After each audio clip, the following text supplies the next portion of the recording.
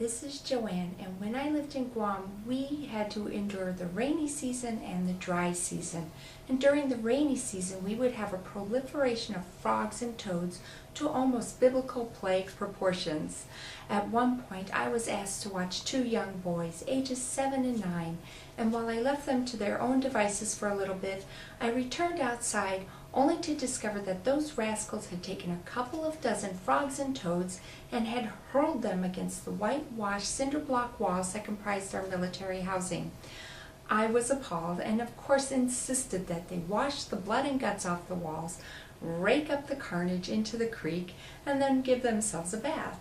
I do have to say our author today could run circles around these boys, as she is a herpetologist and is able to capture frogs and toads and snakes with ease. And now she doesn't destroy them, she captures them to preserve them so that then we can more fully understand the biodiversity in the herpetological arena.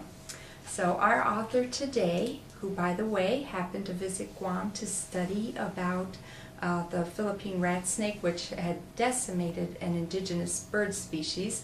This is not what the book is about, but she mentions it in there.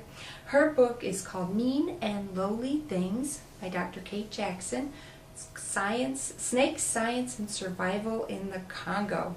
And it is a bit of an adventure book. This book discusses her field work in the Congo on 2 separate occasions while she was trying to collect biodiversity data in her postdoc years. So Dr. Jackson, in her first trip, decided to go out and to get into the forest to be able to try to collect new and different kinds of species of snakes to be able to add to the collection at the Smithsonian. She found that she had to maneuver her way around governmental regulations and make the right contacts. She had to learn also to deal with an entirely new culture. She was trying to find her guides for her work in the forest. And a lot of the book was about her interpersonal interactions with the people she was working with closely in the forest. It also discusses her interactions with numerous insects, including ants and flies and insects. This was all quite interesting, but she describes it with such a calm and clear voice that you are not left feeling anxious or upset. I really like the tone of her book.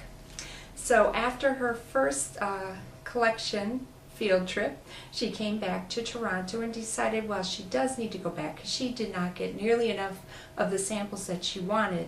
So she decided in the meantime, while she's getting ready to be able to make a more successful trip, that she would also learn Lingala.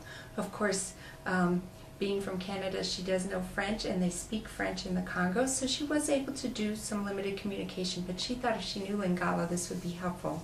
One of my favorite paragraphs in the book is where she's describing how just before she left on her second trip, that the tutor she had found for teaching her Lingala professed his love for her, and that was just such a sweet part of the book. I really appreciated that, and I really hope that's still going well for you, Dr. Jackson.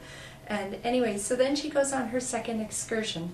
Her second trip out involved bringing along, as in an agreement, bringing along an undergraduate from the university there in the Congo, and then also a graduate student, so that some of the students could get some hands-on experience in field work and in identifying snakes and lizards and all. And of course, some very interesting interactions in that regard. She discovered their lack of education beforehand, and this was all very interesting, how she had to try to bring them all up to speed.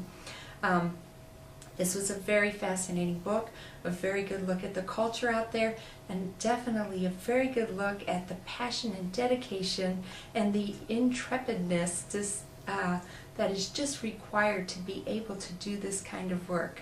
I'm very glad that Dr. Jackson wrote this book and allows us to peek in to see what is required, and I would recommend this book to anybody who likes snakes, anybody who likes field work, or anybody considering field work in the future, or anyone who wants to know what does it take for us to truly understand biodiversity. That would be a good book for that. So I'm highly recommending this book, Mean and Lowly Things by Dr. Kate Jackson. This was the book I read almost every night before I fell asleep. It didn't make me nervous or scared or anything. And while I don't love snakes, I also don't hate them. And if you brought one in, I would definitely hold it and pet it and enjoy it for the fact that it's just a living being. So thank you so much for listening. Bye.